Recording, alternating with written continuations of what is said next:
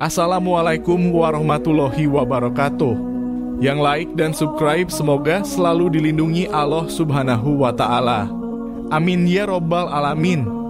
Hai Sobat Tobat, selama ini mungkin kita mengira almarhum tidak merasakan sakit saat dimandikan jenazahnya. Padahal jenazah tersebut menjerit-jerit saat sedang dimandikan.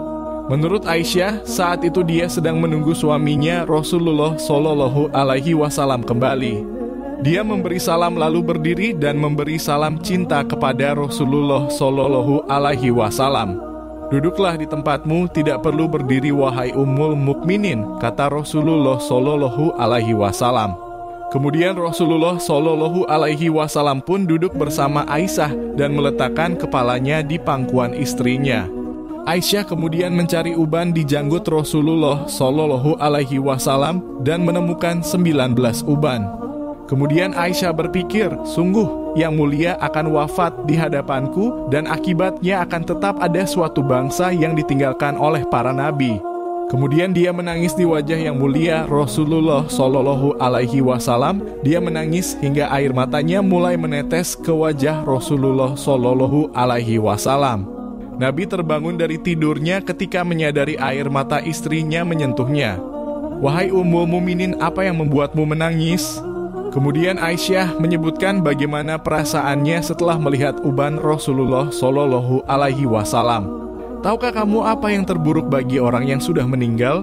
Kata Rasulullah Shallallahu Alaihi Wasallam, tidak ada keadaan yang lebih buruk bagi orang yang meninggal daripada ketika dia meninggalkan rumah dan anak-anaknya yang tersisa berdiri di belakangnya dan menangis untuknya.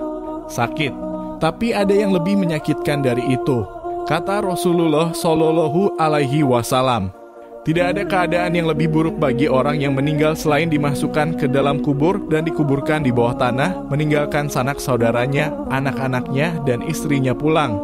Kemudian malaikat Munkar dan Nakir datang ke kubur itu, kata Aisyah. Yang mulia tersenyum mendengar jawaban istrinya. Rasul menjelaskan saat tersulit bagi almarhum sebenarnya adalah saat pemandian jenazah tiba.